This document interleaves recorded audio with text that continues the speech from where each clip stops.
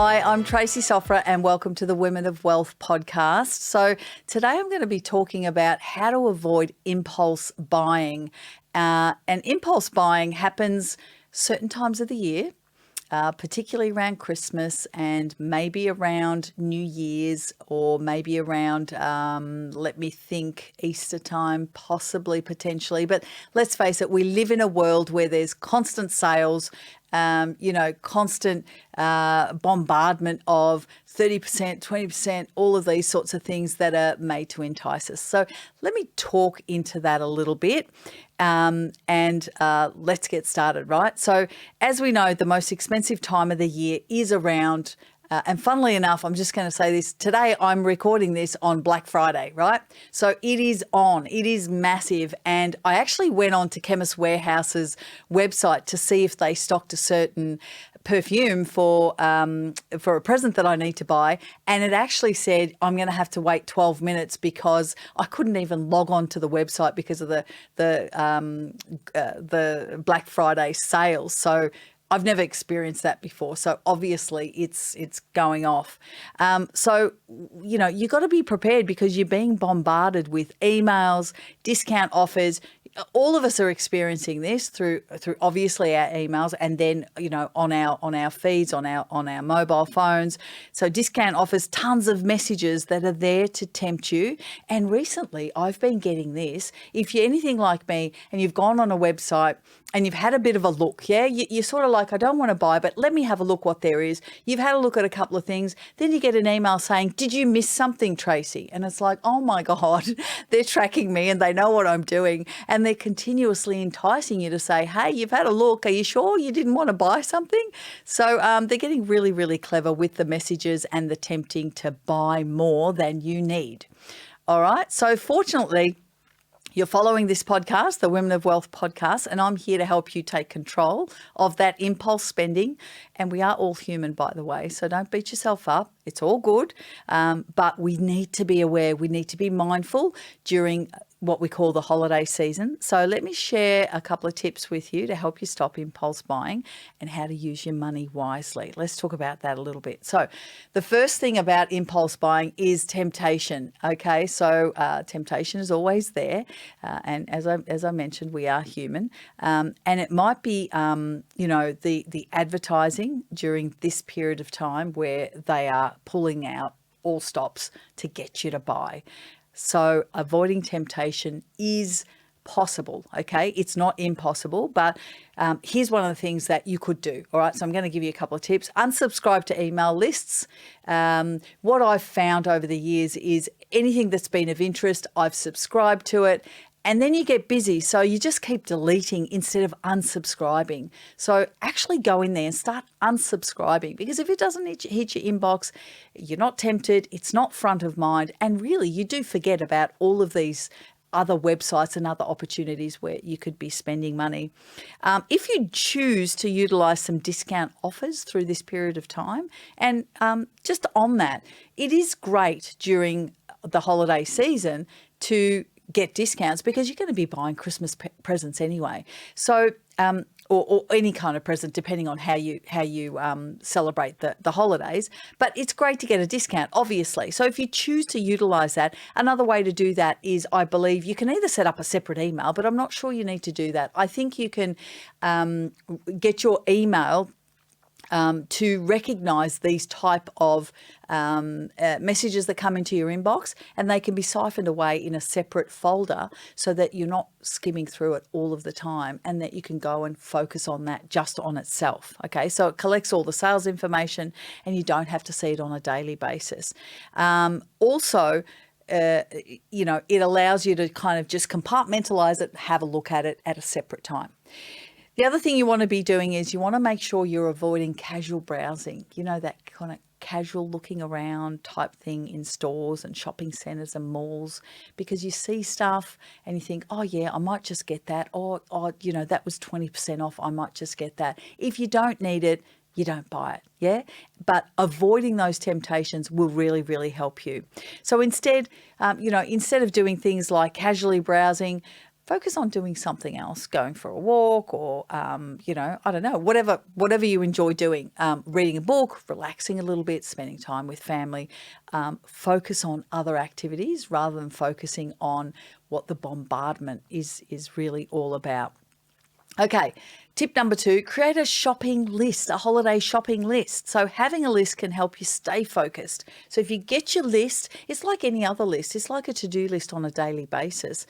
I still love pen and paper. So I'm right-handed and my pad's on the right-hand side of my desk, and I write so I can focus on that day. From my big to-do list, I take 2 or 3 or whatever needs to happen for that day, and I put it on that pad and I can see it and I can focus and I make sure that I can achieve those things in that particular day, through the prioritization process. The same thing happens with your shopping list, okay? It helps you avoid random spending on things that seem appealing when they're on sale. And you know what? When things are on sale, and I guess all of us are potentially guilty of this, when you're younger, you buy things because they're cheap. But did you actually need them? And did you buy it because it was cheap and it sat in your cupboard, or you didn't end up using it at all and it just sat there? So it's that I'm saving $20 and you've only spent 30, right? Say it was 50 and you've spent 30 and you saved 20. You actually lost $30 if you're not gonna use it. It's actually a waste of money. So be mindful of buying those random things just because they're on sale. Just because it's on sale doesn't mean you need it and doesn't mean it's of good value to you. And always come back to, if you've listened to previous podcasts, you'll know that I always say, ask yourself the tough questions. First and foremost, why do I want to buy this? Why? Just stop yourself and just, give yourself that space to go, well, why do I actually want to buy this? Well, it's on sale, dummy. Of course you want to buy it, but hang on, do I need this? No, but you might. But right now, do I need this? No, not really. So how about you rethink it and move on? So why do I want to buy this? And really, is it going to help me or is it going to hinder me? Like at the end of the day, what is the long-term outcome of this purchase? And you might be sitting there thinking, Trace, geez, that's pretty, it's so small. Why are you talking about these things? It's minuscule. Because we're trying to build a habit, because we're trying to change the way we respond. We're trying to change the way we think about things. We're trying to change behavior, and behavior starts by simple little steps. And those simple little steps repeated and repeated and repeated. And after a while, it'll just become second nature. So every little bit does count. So stop yourself and ask the question. It's simple. And understand that there is a massive machine behind you. We live in a capitalist society. And personally, I love capitalism. It's all good. It makes sense to me. I don't have an issue with capitalism. What I try to do is manage my own behavior around that and understand there's a big machine behind me that's trying to sell to me at 100 miles an hour. But that doesn't mean I have to be a victim to that. I'm autonomous, I'm intelligent, I have the ability to say no. And so I'm sharing all of this with you, and you do too. You're no different to me. You have all of these capabilities. So create a holiday shopping list, focus on the shopping list, and ask yourself the tough questions. A list can also help you when you're tempted. And again, it all comes down to that temptation. So make a personal rule for yourself that if something is not on the list, you do not buy it. So don't spend money just because it's cheap, and stay focused to your needs. Okay? Alrighty. Next bit of advice here is to create and stick to a budget. Dare I say that word? You know I don't like budget, but stick to your cash flow. Stick to the boundaries of which you've set yourself. So create a budget type thing to guide you, and that guide will be like a compass to help you avoid impulse buying as well. So stick to a budget and say, okay, in total, it's going to be, I'm going to spend on Christmas, whether it's 500, 600, whatever it might be, whatever your capability is good enough. Yeah. And remember the old saying, I still believe in this. It's the thought that counts. It's not necessarily the present. It's the thought that counts. And so stick to a particular budget. And there are many ways to create budgets. Pick one that works for you and is suitable for you. And within your budget, make sure you're creating a category.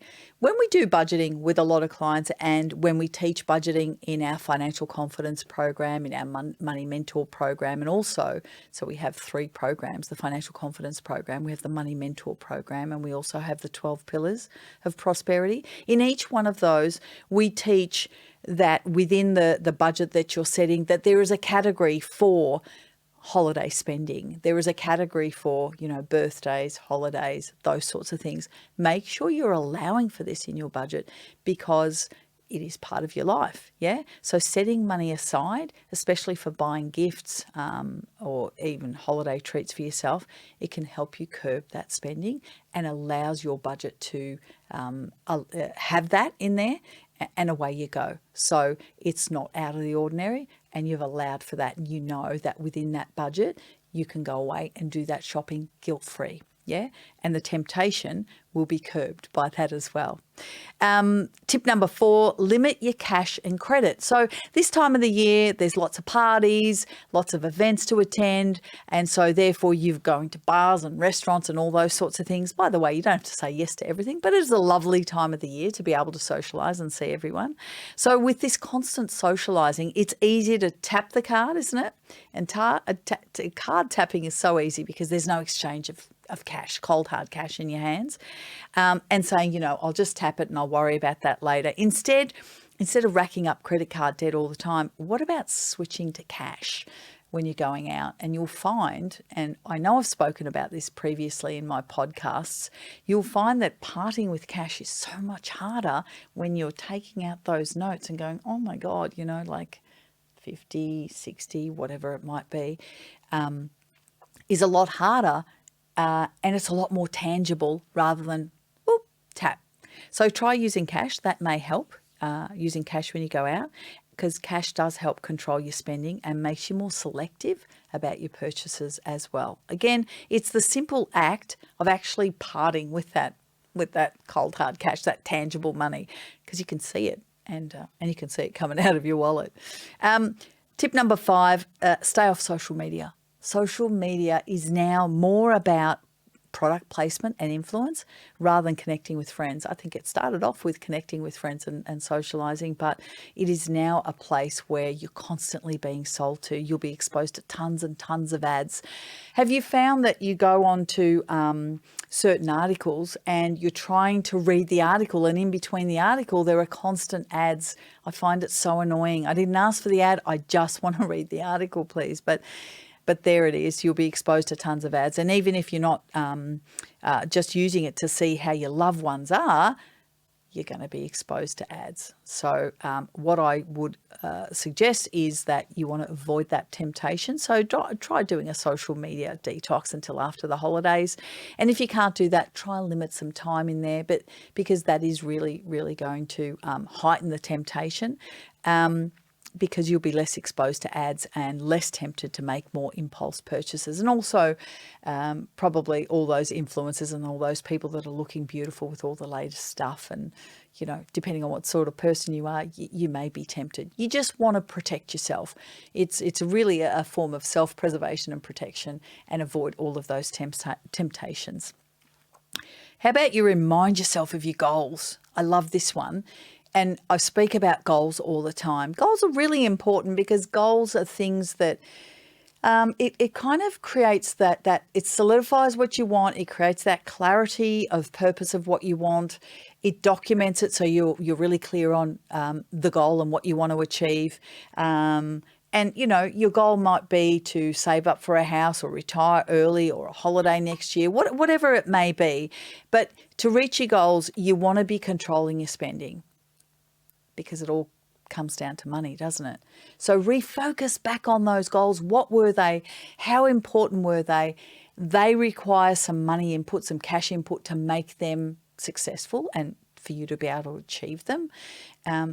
So that will also then require you to control the spending as well, which is key. So when you feel tempted to buy something in the moment, take a moment to remind yourself of your goals.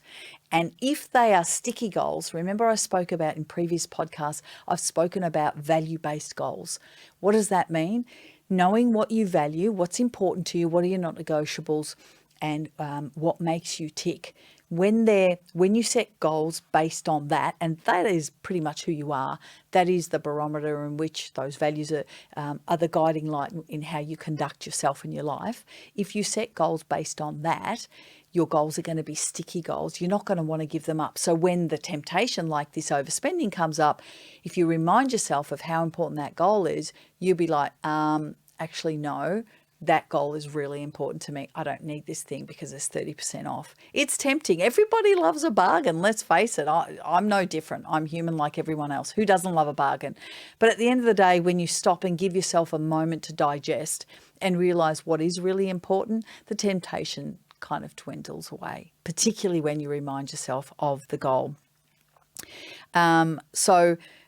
If you need a prompt, if you need something to help you, there's lots of apps. There's lots of apps that you can have on your phone that can actually house these goals. You can read them to yourself when you're feeling tempted.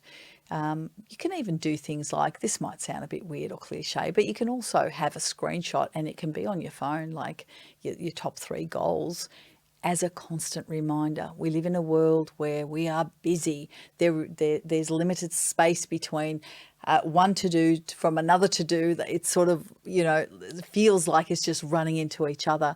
And we do need some space to stop, take stock, remind ourselves of our values, our goals, what we're trying to achieve, and the money that needs to support those goals. And therefore, all of this temptation around this time of the year should subside a little bit more. So there you are. There is some tips on how to avoid impulse buying. If this is something you are struggling with at the moment, make sure to book a call with one of our strategists. My team members are amazing. Make sure you book a call with them. Simply go to wowwomen.com.au and click the link to our programs. And best of all, the call is free. So you've got nothing to lose and everything to gain to book a call with one of our strategists. As I said, my team is amazing. Excuse me. Make sure to subscribe to our podcast on your favorite platform and be sure to check out all our other episodes because everything kind of interlinks with each other. I do speak about the same things and the same concepts that are always intertwined with each other, and you may find those of even more interest. So with that said, I'll speak to you in the next podcast.